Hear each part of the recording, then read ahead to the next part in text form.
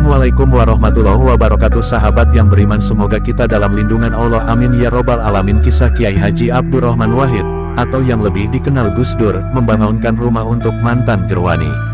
Tonton sampai habis biar tidak salah paham dan menambah wawasan kita dalam sejarah. Selamat menonton.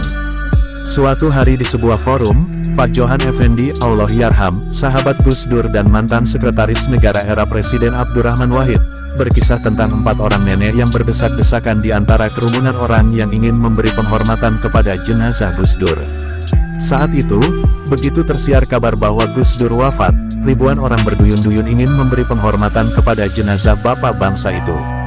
Rumah Sakit Cipto Mangunkusumo (RSCM) dipenuhi dengan orang-orang yang air matanya berlelehan karena kesedihan dan keharuan.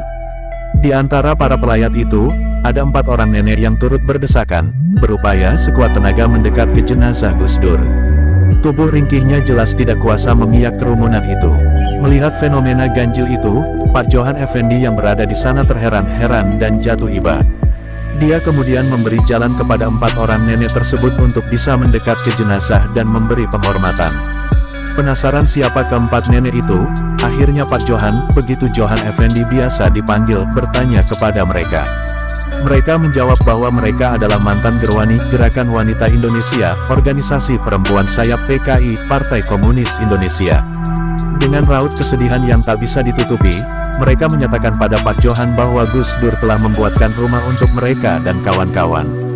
Andai Gus Dur tidak membangunkan rumah, mungkin mereka akan menggelandang di jalan-jalan karena memang tidak memiliki rumah untuk berteduh dan membaringkan tubuh tuanya.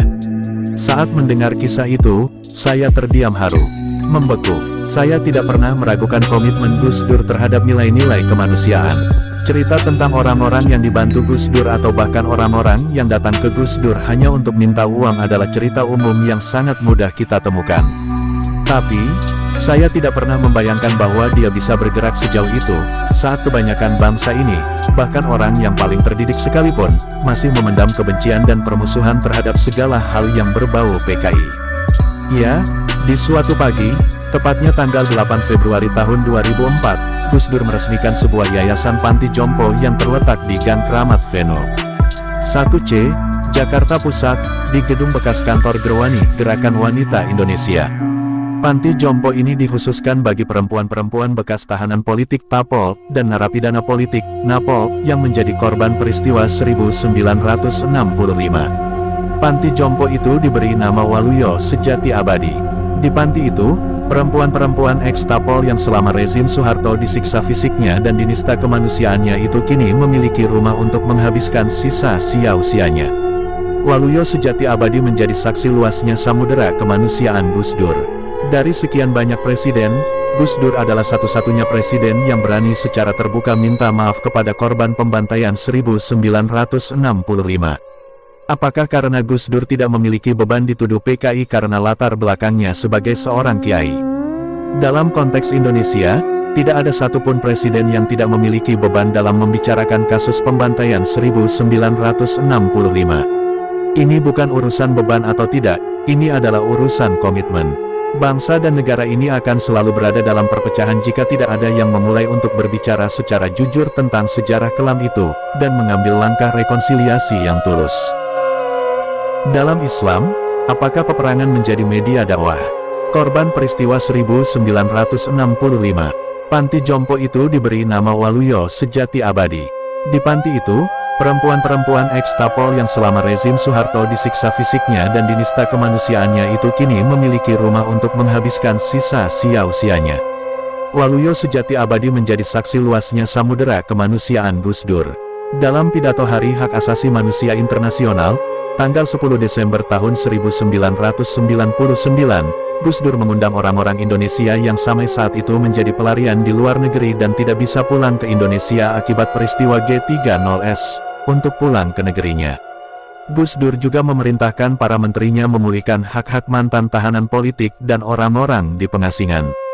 Tidak sampai di situ, Gus Dur dengan sangat berani mewacanakan penghapusan TAP MPRS No. 25/1966 yang berisi pelarangan PKI beserta underbownya dan pengharaman ajaran komunisme, Marxisme, dan Leninisme di Indonesia. Apakah Gus Dur sadar konsekuensi dari apa yang dilakukannya? Langkah-langkah itu pasti sudah diperhitungkan. Ketika dia mengambil langkah tersebut, pertaruhannya adalah jabatan politik atau keselamatan bangsanya dari perpecahan.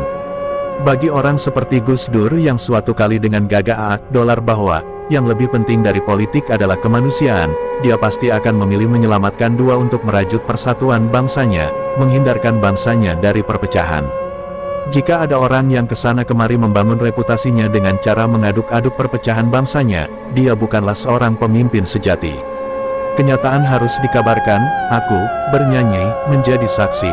Gus Dur membangunkan rumah untuk para mantan gerwani. Terima kasih sudah menonton, dan bila ada kesalahan teks saya di channel mohon maaf sebesar-besarnya. Assalamualaikum warahmatullahi wabarakatuh. Salam.